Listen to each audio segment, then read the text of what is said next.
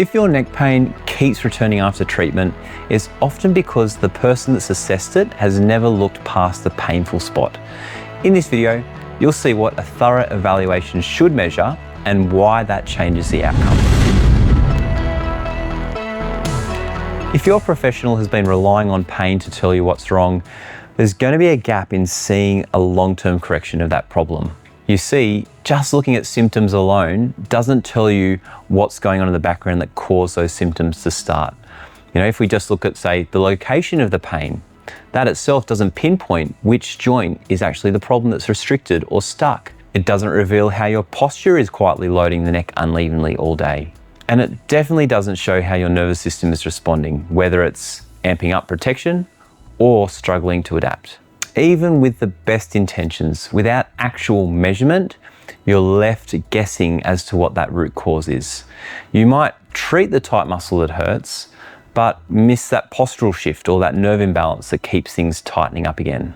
That's why we see so many people that come to us because they've been in cycles of temporary relief without really getting that long-term progress. When we assess the spine, there are several specifics that we measure to ensure that we don't miss anything. First, we look at your history in detail.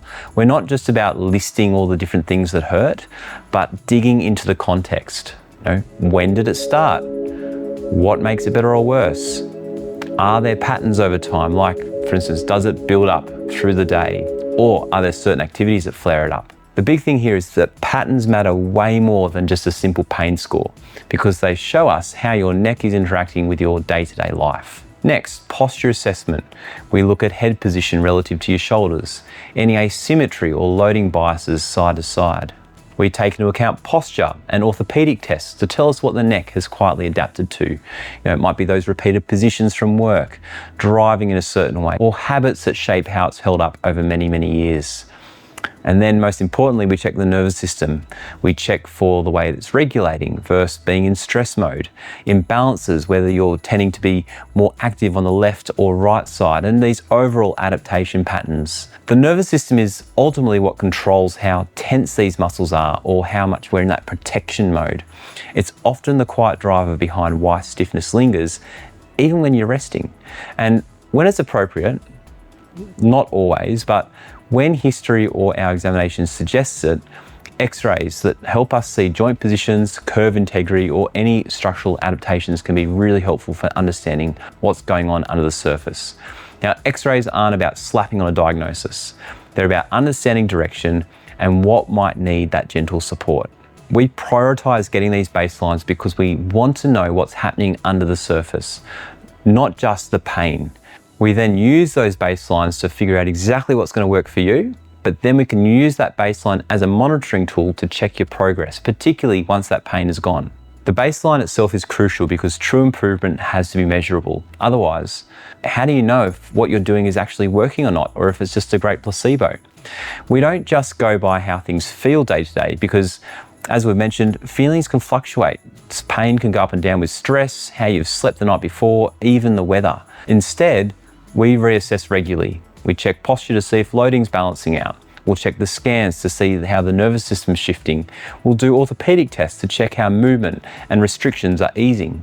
And that's how we track real progress. And if we need to adjust, we're right onto it.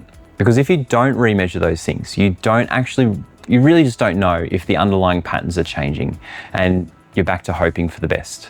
The assessment guides care recommendations, and they're tailored to you, tailored to what you actually want.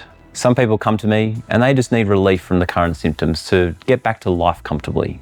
Others just want to go much deeper. They want to correct their posture. They want to rebuild their function. They want to prevent the cycles from returning. When I go through my results with my patients, I lay out these options clearly, what each path involves, the timelines, how long it's going to take, the expectations, and I do that all without any pressure. And for you, you get to choose what fits your goals. So a quick recap. First of all, there's no guesswork. History shows patterns, posture shows adaptation, scans show protection, reassessment shows progress. That's how we know what actually works. So who would benefit from an assessment like this? It's especially helpful if your neck pain keeps recurring no matter what you've tried. Or if you feel stuck just managing symptoms instead of resolving them. If you notice posture-related patterns, things like forward head carriage, maybe some one-sided tightness that even with all the exercises you've done at home, just doesn't budge. Or if you simply want objective answers rather than that more trial and error method. So what to do from here?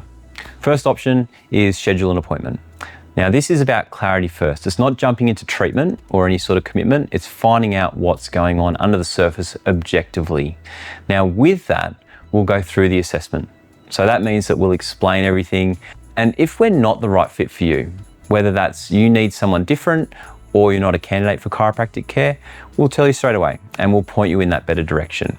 There's no pressure, there's no obligation. You'll just get solid answers to guide your next steps. The other option though is if you'd like to understand the bigger picture before booking, the neck pain webinar is a great place to start. In that webinar, I'm going to walk you through different types of assessments that could be done, different types of posture patterns you can recognize, the routines you can do at home to help, and we can look through that decision-making process step by step. So comment below, what's been the most frustrating part of trying to fix your neck? Press subscribe so you don't miss that next step. The appointment and webinar links are in the description below.